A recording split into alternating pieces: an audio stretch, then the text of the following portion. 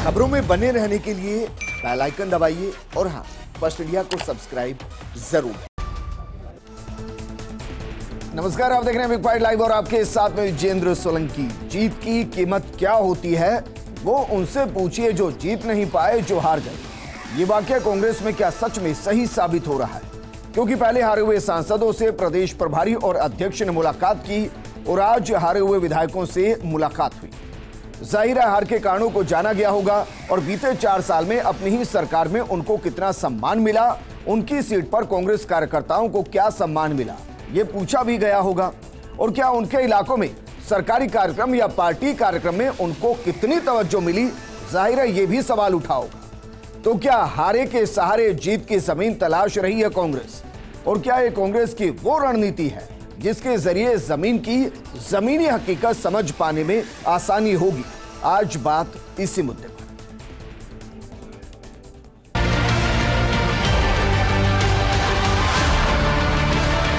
अच्छी बात है, लोगों के अपने मन की बात कहते हैं, थोड़े गिले शिकवे और पूर्वजों को दूर होते हैं।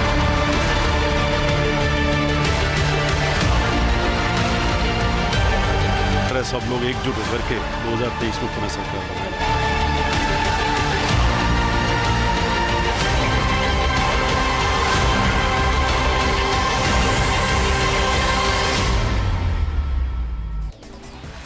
तो क्या वाकई में जो हार चुके हैं उनके जरिए तलाशने की कोशिश की जा रही है कि जीता कैसे जाए, कमी कहां रह गई, उसको दूर कैसे किया जाए, और बीते 4 साल में अगर वहां और ज्यादा नुकसान हो गया है तो उस नुकसान को कैसे पूरा किया जाए? क्या वाकई में हारे के सहारे अब 2023 की नैया को पार लगाने की तैयारी है? इस मुद्दे पर बात करने के लिए हमारे साथ मौजूद है कांग्रेस के नेता और राजस्थान धरोहर संरक्षण एवं प्रोन्नति प्राधिकरण बोर्ड के अध्यक्ष सुरेंद्र सिंह जाड़ावत जी। हमारे साथ मौजूद है बीजेपी नेता माधोराम चौधरी जी और राजनीतिक विश्लेषक एसपी मित्तल साहब हमारे साथ मौजूद हैं। सुरेंद्र जाड़ावत जी, शुरुआत आपके साथ। सर, जो हारे हुए सांसदों से, जो हारे हुए विधायकों के साथ बैठक हो रही है, उसको आप किस तरीके से देखते हैं? क्योंकि जाहिर है, उम्मीद करें कि आप भी पहुंचे होंगे। सर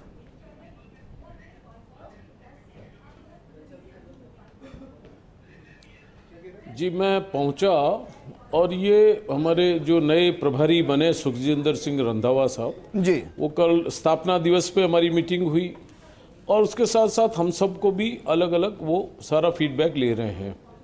और एक क्योंकि नए प्रभारी हैं तो निश्चित रूप से हमसे मिलना, जो प्रत्याशी रहे, जो अपने सांसद प्रत्याशी रहे, जी, सबसे प्रक्रिया है ये हमारी। सर, इस प्रक्रिया में क्या क्या पूछा गया, कुछ बता पाएंगे कि क्या आप कब कब चुनाव लड़े, क्या रहा? देखिए, उन्होंने हमारे से एक परिचय था हमारा, और परिचय के अंदर हम लोग कब कब चुनाव लड़े, कितने चुनाव हम जीते, कितने हारे, इसके बारे में उन्होंने से पूछा किया। और फिर उन्होंने 1 to 1 भी सबसे अलग कमरे में बैठ करके भी मुलाकात की, सार्वजनिक रूप से भी की, सबको बिठा करके भी बात की, अलग कमरे में भी हम सबसे बात की उन्होंने जी, जब राय आई तो सर मोटे तौर पर क्या राय बनकर सामने आई? जो हारे हैं वो क्यों हारे? सबने दिया। देखिए, हार के सबके अलग अलग कारण हैं।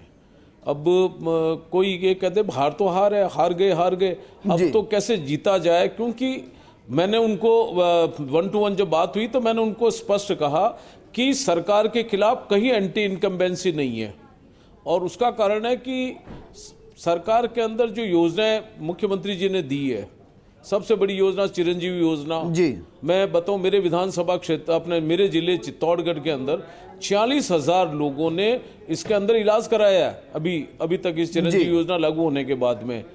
अब मुख्यमंत्री जी ने क्या नहीं किया बताइए? जो पर्ची अपने अस्पताल में 5 रुपए की कटती है, जो हम लोग जो पेशेंट भर्ती होता है उस सबको माफ कर दिया, सीटी स्कैन, MRI, और ये और कह दिया कि जो भी ट्रांसप्लांट होगा, ऑर्गन ट्रांसप्लांट, उसका सारा खर्चा सरकार उठाएगी।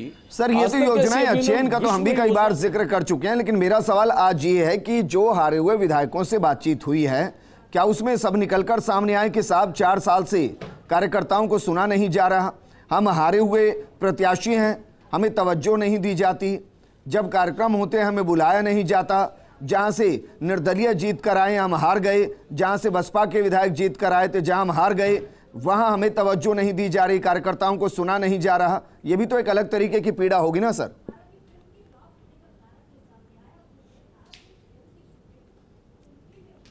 देखिए, जो प्रत्याशी चुनाव लड़े, अब मैं मेरी बात बताता हूं आपको जी। मेरे सामने तो खैर कोई बसपा या निर्दलीय नहीं जीता, लेकिन मैं सुबह से शाम तक 250-300 लोगों की सुनवाई करता हूं। उसमें कार्यकर्ता भी होते हैं, आमजन भी होता है, और उसमें समस्याओं का निराकरण भी होता है। ऐसा नहीं कि निराकरण नहीं होता, इसलिए कोई असंतोष नहीं है। अभी मुख्यमंत्री जी की यात्रा, लेकिन सर हर कोई तो हारा हुआ राज्य मंत्री नहीं बन पा रहा है, राज्य मंत्री दर्जा प्राप्त नहीं है, उनकी अपनी एक पीड़ा है। और मुझे ध्यान है सर 2-3 महीने पहले तो आप भी कह रहे थे कि यहां सबको एक साथ मिलकर लड़ना है, इस गुट उस गुट की बात नहीं करनी है, जो भी जीतेगा जो भी लड़ेगा वो कांग्रेस ही होगा। तो आपको भी तो लग रहा होगा ना कि वहां कुछ चल रहा है।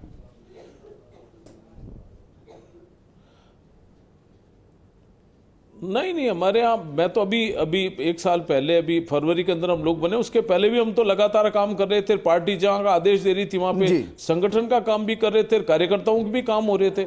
मुझे जो है कहीं दिक्कत नहीं आई, किसी मंत्री से दिक्कत नहीं आई, और न मुख्यमंत्री जी ने कोई काम मेरा रोका।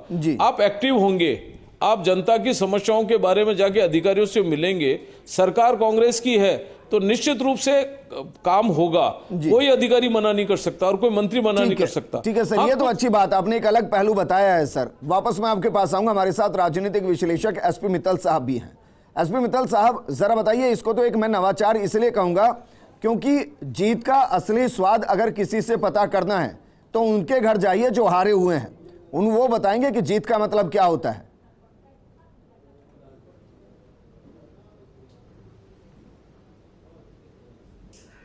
देखिए विजेंद्र, सबसे पहले मैं जो रंधावा साहब 1 to 1 लोगों से बात कर रहे हैं, हारे हुए प्रत्याशियों से बात कर रहे हैं, विधायकों से बात कर रहे हैं, जो सांसद प्रत्याशी रहे उनसे बात कर रहे हैं, एक अच्छी कवायद है।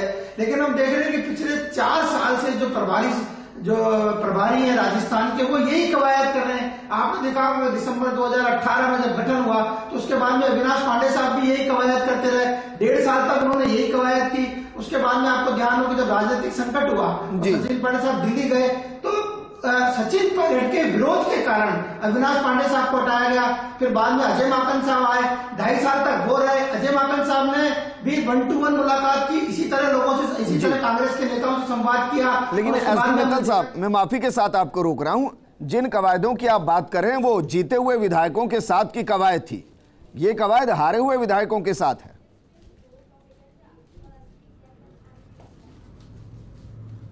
मैं विजेंद्र, मैं यही बता रहा हूं कि आज जो रंधावा साहब ने जो बात की हारे हुए प्रत्याशियों के साथ में, उन्होंने बहुत स्पष्ट रूप से ये कहा कि जो बसपा वाले विधायक हैं। जी बोलिए सर, बोलिए विजेंद्र, मैं अपनी बात पूरी करूं? बिल्कुल कीजिए सर। विजेंद्र, मैं कह रहा था कि आज ये जो बात आई है वो बिल्कुल सही बात आई कि उन्होंने कहा कि जो बसपा वाले जिन विधानसभा क्षेत्रों में बसपा के प्रत्याशी जीते और जो निर्दलीय जीते, उन्होंने कहा कि वो सरकार पे इतने हावी है कि जो उनके विधानसभा क्षेत्रों के अंदर जो है वो कांग्रेस की स्थिति बहुत ही दयनीय हो गई है। तो इसमें उन्होंने रंधावा साहब का ध्यान आकर्षित किया और मुझे लगता है कि ये बात बिल्कुल सही है। हमने देखा है कि क्या नाम से राजस्थान में 13 निर्दलीय विधायक हैं और 13 के 13 सरकार को समर्थन दे रहे हैं। स्वाभाविक है, समर्थन देंगे तो वो अपनी शर्तों पर समर्थन देंगे। और बसपा के जो 6 विधायक जीते, हमने देखा कि वो पूरी की पूरी तरह कांग्रेस में मर्ज हो गए। तो स्वाभाविक है कि जब कोई सरकार को समर्थन देता है तो इस बात को लेकर देता है कि उसके क्षेत्र में उसका विकास हो, इसमें कोई दो राय नहीं है। तो वो जो उन्होंने समर्थन दिया है उसकी कीमत लगातार वो सरकार से वसूल रहे हैं। ऐसी स्थिति में कांग्रेस को यदि नुकसान होता है तो देखना। लेकिन एसपी मित्तल साहब, ये तो 2धारी तलवार हो जाएगी सर। अगर आप उनको नजरअंदाज करेंगे तो उन्होंने संकट के समय जो आपके साथ खड़े होकर कंधे से कंधा मिलाया, तो फिर उसका क्या होगा? और अगर उनका समर्थन आप करने लग गए तो राजस्थान की 10% सीटों पर आप मानकर चल रहे हैं कि नहीं, हम अपने मूल काडर तो खैर नहीं होता, लेकिन फिर भी मान ले मूल जो कांग्रेसी कार्यकर्ता है उसको हम अब एक ऐसी लाइन पर लेकर जा रहे हैं जिनकी विचारधारा कांग्रेसी हो सकते हैं लेकिन हाथ कांग्रेस का नहीं है।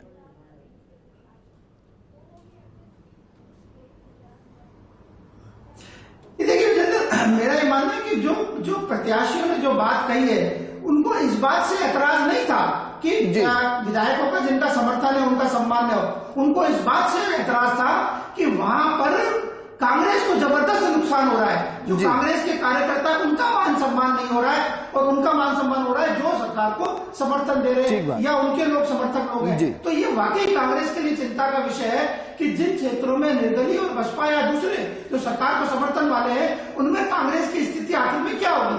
जहां तक ठीक है सर, वापस मैं आपके पास आऊंगा, लेकिन आपके सवाल का जवाब मैं सुरेंद्र जाड़ावत जी से लूंगा। लेकिन उससे पहले माधोराम चौधरी जी, सर कांग्रेस आप भी ये मानकर चलेंगे कि जितनी एक्टिव संगठन के तौर पर बीते वक्त में नहीं थी, क्योंकि संकट अलग तरीके के थे, अब वो पूरे तरीके से एक्टिव हो रही है, न सिर्फ अपनी कमियों को ढूंढ रही है बल्कि ढूंढ कर उनको दूर कर रही है। मैं मानकर चलूं कि 2023 में अभी से ही शुरुआत से ही चुनावी बयार के साथ सियासत और सियासी नेताओं ने बहना शुरू कर दिया है।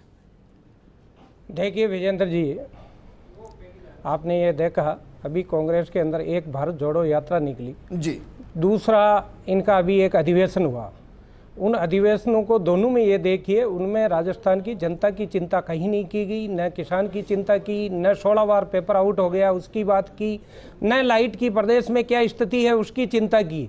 यहाँ तक देखिए इनके अधिवेशन में ये एक जुट होने की बात करते हैं जी। और वहीं मंच पे सचिन पायलट जो इनका पूर्व उप मुख्यमंत्री रहा है, पीसीसी का अध्यक्ष रहा है, उसको बोलने नहीं दिया। ये किस प्रकार की विचित्र इनकी धारणाएं हैं, क्या बनना चाह रहे हैं, क्या करना चाह रहे हैं, किसके साथ बैठना चाह रहे हैं, किससे बात करना चाह रहे हैं। राजनीति में और लोकतंत्र में अगर आप जनता के मुद्दों की बात नहीं करेंगे, जनता की बात नहीं करेंगे, अगर राहुल जी यहाँ आए और उन्होंने 1 से 10 की गिनती की, उसके बारे में चर्चा नहीं करेंगे तो ये काहे की चर्चा कर रहे हैं? भारत जोड़ो यात्रा किससे जोड़ रहे हैं? भारत जोड़ो यात्रा संगठन की यात्रा थी, सरकार की नहीं। देखिए राजनीति में विजेंद्र जी, मैं कहना चाहूंगा बीच में, राजनीति में कोई अधिवेशन जो था वो संगठन का था, सरकार का नहीं। कोई भी भारत जोड़ो यात्रा हो, अगर जनता को छोड़ के, आप जनता को छोड़ के और इस लोकतंत्र में अगर कोई आप बात करेंगे या अपनी चिंता करेंगे आप, तो ये लोकतंत्र में जनता सब देख रही है, आपके साथ में जो कर्म हो रहे हैं वो भी देख रही है और जनता किस प्रकार त्रस्त है वो भी देख रही है। आज प्रदेश में बात करते हैं अपनी पीठ मियां मुट्ठू वाली बात है, खुद की पीठ खुद थपथपा रहे हैं कि हम बहुत बढ़िया करें। हमारी भामाशाह योजना को इन्होंने बंद किया, आज किसानों की योजना को इन्होंने बंद करके वापस चालू किया। आज अगर अन्नपूर्णा योजना की बात करें तो खाना जो पहले दे रहे थे उसका नाम बदल के इंदिरा रसोई कर दिया। तो इन्होंने कौन सा नया काम कर दिया? आज गांव में अपन गौरव पक्त इतना बढ़िया योजना थी जो पिछली बीजेपी की सरकार वसुंधरा जी के टाइम हर गांव में सड़क बनी, आज इन्होंने एक पैसा नहीं लगाया। आज लाइट की बात करें तो 1 घंटे गांव में लाइट नहीं आ रही। सरकारों के कामकाज का विश्लेषण जिस दिन करेंगे उस दिन बात करेंगे ना। आज बात हो रही है, सुनिए ना, आज बात हो रही है संगठन की मजबूती को लेकर। विजेंद्र जी, मैंने कहा कांग्रेस सिंक्रोनाइज हो रही है, आपको कहा इनकी बैठक में अगर होने की जरूरत नहीं है। ये एक होने की बात करते हैं, पूर्व विधायकों से बात करते हैं, तो फिर वहीं पे इनके सचिन पायलट जी बैठे थे, उनसे भाषण क्यों नहीं दिलाया इन्होंने? जब वो भारत जोड़ो यात्रा में भाषण दिया उन्होंने, नहीं भारत जोड़ो में दे रहे हैं तो यहाँ क्यों नहीं दिया उन्होंने? आज इतने बड़े नेता इनके होकर उनको आप भाषण नहीं दे रहे हैं, किस संगठन की बात करते हैं आप? आज 3 साल में इनका संगठन धरातल पे नहीं उतरा। माधोराम जी, आज बीजेपी के लिए एजेंडा ये है कि सचिन ने भाषण दिया या नहीं दिया? ये एजेंडा नहीं कि वो लगातार सिंक्रोनाइज हो रहे हैं। जब बात आप इनके संगठन की कर रहे हैं तो ये निश्चित तौर पे कहना पड़ेगा। अगर इनके नेता को नहीं बोलने दिया जा रहा है, ये आपस में साथ मिलकर नहीं चल रहे हैं, तो ये बीजेपी का नहीं है, ये खुद का है। ठीक है, नहीं बोलने दे, हम तो इनके जनता के बीच में उनके जो फॉलोअर होंगे निश्चित तौर पे उनके वो पीसीसी के अध्यक्ष रहे हैं तो उनके क्या फॉलोअर नहीं है? मैं तो ये पूछ रहा हूं, उनके समर्थक नहीं है प्रजातंत्र में? सचिन पायलट से लगाव है कि वो उनके विधायक नहीं है, उनके समर्थक नहीं है, उनके विधायक नहीं है, उनके फॉलोअर नहीं है क्या यहाँ पे? तो उनको अगर आप बाइकाट कर रहे हैं, बार बार उनकी बेइज्जती कर रहे हैं, अधिवेशन में छोटे से छोटा नेता बोल रहा है। कौन बोल रहा है सर? चलिए आप बताइए कौन बोला? सारे लोग, जब अगर बताइए कौन सा छोटा नेता बोला? सारे लोग बोले ना यहाँ पे, जो इनके कौन बोला भाई रंधावा जी इनके बोले हैं, प्रभारी है इनके, तो क्या सचिन पायलट उनसे छोटे हैं? आज जब राहुल गांधी की यात्रा में वो बोल रहे हैं, रंधावा जी नहीं बोल रहे, वहां पे सचिन पायलट बोल रहे हैं। ये बीजेपी का एजेंडा है? बीजेपी का एजेंडा नहीं है, हमने जो देख रहे हैं वो कह रहे हैं, जो संगठन में दिख रहा है, इनकी संगठन में जिस प्रकार का। एसपी मित्तल साहब, मुझे लग रहा है कि माधोराम जी को इस बात की चिंता ज्यादा है कि सचिन पायलट बोले क्यों नहीं। इस बात की चिंता नहीं है कि कांग्रेस संगठन के तौर पर मजबूत हो रही है, वो नाराजगी को दूर कर रही है, वो चुनौती देने के लिए तैयार हो गई है, इसकी चिंता नहीं है।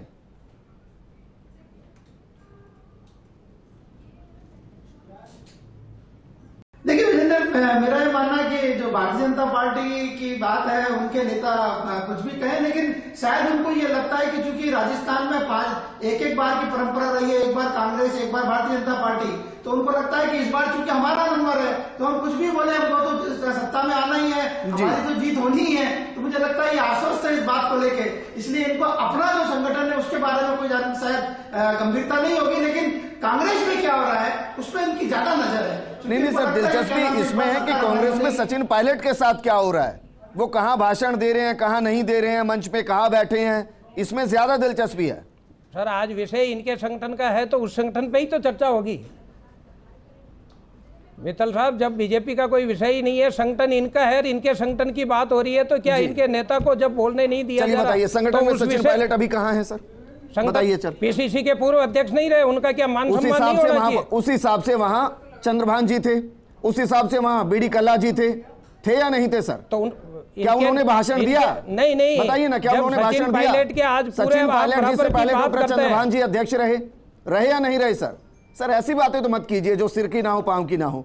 आप इसको मैं पूछ रहा हूं ना सर, मैं यही तो कह रहा हूं, क्या बीजेपी एजेंडा बना रही है? नहीं, मैंने विजेंद्र जी ये भी कहा कि जब रीट का मामला है, जब रीट का मामले की चिंता इनके अधिवेशन में नहीं करेंगे, कोई राजनीतिक प्रस्ताव पास नहीं करेंगे। सुरेंद्र जाड़ावत जी, सर जो हारे हुए विधायक हैं, जो हारे हुए सांसद हैं, क्या उनसे बात करके वो निकल पाएगा, वो पल निकल पाएगा, वो गलतियां निकल पाएंगी, वो खामियां निकल पा रही हैं सही मायने में, जिनको दूर करने की सही तरीके से नियत के साथ काम करने की कोशिश हो?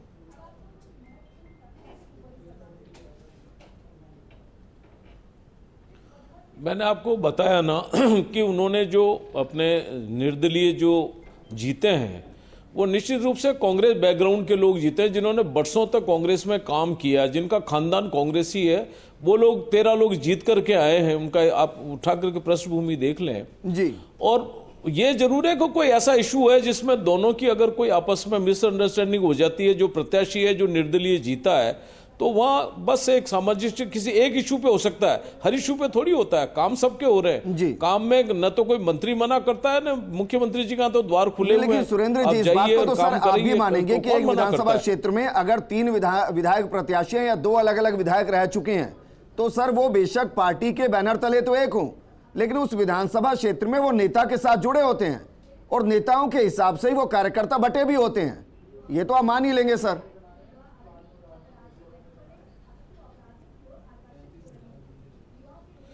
देखिए, जब एमएलए चुन करके आ गए और उन्होंने कांग्रेस को समर्थन दे दिया, जिनका बैकग्राउंड कांग्रेस का है, बरसों का है, आज का नहीं बरसों का है।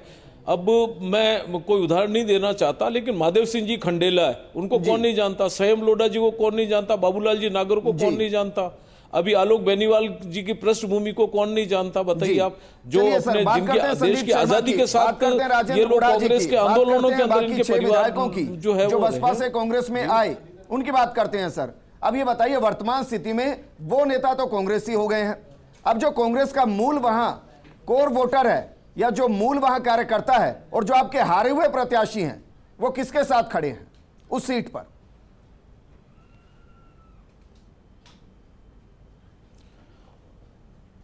मैंने आपको बताया ना कि बसपा का तो विलय कांग्रेस में हो चुका है। बिल्कुल सही बात है सर। और जब कांग्रेस में विलय हो चुका तो कांग्रेस के कार्यकर्ता उनके पास भी जा रहे हैं, और जो इनके जो प्रत्याशी रहे हैं उनके पास भी जा रहे हैं। ऐसा इशू नहीं है, कहीं कहीं टकराट हो सकती है, किसी इशू के ऊपर हो, बाकी जनरल कोई टकराट ऐसी आती नहीं है जी।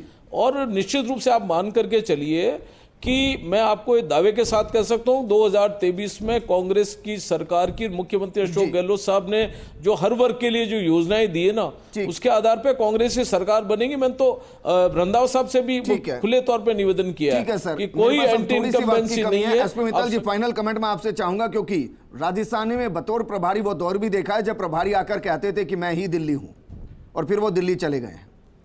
रंधावा जी जिस तरीके से काम कर रहे हैं, क्या लगे कि उनका विश्लेषण करने के लिए अभी वक्त और चाहिए?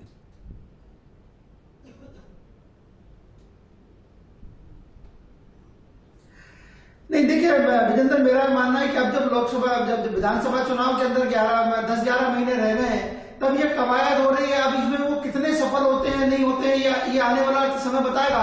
लेकिन निसंदेह कांग्रेस और संगठन के सामने अब जबरदस्त चुनौती है। हम देख रहे हैं कि 91 में जो क्या नाम से कांग्रेस के विधायक है, उनके इस्तीफे का मामला विधानसभा के सामने, विधानसभा अध्यक्ष के सामने विचाराधीन है। हमने राजेंद्र खुड़ा का बयान देखा, उन्होंने कहा कि क्या नाम से यदि आपने सचिन पायलट को चीफ मिनिस्टर नहीं बनाया तो फॉर्च्यूनर के अंदर क्या नाम से विधायक कांग्रेस की जीतेंगे। ये सारी स्थितियां हैं। तो इस ये जो 1 to 1 जो बात हो रही है, इसके बाद में रंधावा साहब अपना क्या निर्णय लेते हैं या क्या हाईकमान को बताते हैं, ये और हाईकमान उस निर्णय पर कितना गंभीरता से अमल करा पाता है, ये भी मुद्दा है। माधोराम जी, फाइनल कमेंट मैं आपसे चाहूंगा सर। देखिए, बाकी बातें अलग हैं, लेकिन कांग्रेस जिस तरीके से काम कर रही है, क्या इस पर बीजेपी की नजर भी है? देखिए, कांग्रेस के राज में आज जनता पूरी तरह पूरे प्रदेश में तस्त है। न लाइट है, न मजदूरों की मजदूरी है, न नरेगा में पैसा आ रहा है, न किसान को उसका ऋण माफी मिली। तो इस प्रकार जिस प्रकार युवाओं के साथ में धोखा हुआ और जिस प्रकार महिलाओं के साथ में अत्याचार हो रहे हैं, पूरा प्रदेश त्रस्त है। और इनको इस बात की चिंता है कि हमारी पार्टी का संगठन, इनके नाम पे संगठन वैसे ही कोई नहीं है। परंतु आज अगर प्रदेश की चिंता की बात करें तो प्रदेश में पूरी तरह कांग्रेस फ्लॉप है। जी, शुक्रिया सर। मुझे लग रहा है अभी से स्क्रिप्ट 2013 के अक्टूबर की लिख ली गई है कि भाई जब हम चुनावी माहौल में जाएंगे तो क्या क्या भाषण के जरिए बात करनी है। बहरहाल संगठन कांग्रेस का काम कर रहा है और रंधावा जी बतौर प्रभारी भी कोशिश कर रहे हैं कि सभी को सिंक्रोनाइज किया जा सके, कतार में सबको खड़ा किया जा सके। मित्तल साहब, आपका भी शुक्रिया। सुरेंद्र जी, आपका भी शुक्रिया चर्चा में शामिल होने के लिए। लगातार कांग्रेस के अंदर जब से सुखजिंदर रंधावा आए वो सभी से मुलाकात करें, उसके 2 कारण हो सकते हैं। एक, हर सीट को समझना, दूसरा राजस्थान को समझना, और तीसरा कि नेता सोच क्या रहे हैं। कांग्रेस के नजरिए से इसको सही कहा जा सकता है, लेकिन फिर वही कहा कि पहले भी प्रभारी आए जो कह गए कि मैं ही दिल्ली हूं और वो दिल्ली चले गए। अभी और वक्त की जरूरत है। नमस्कार।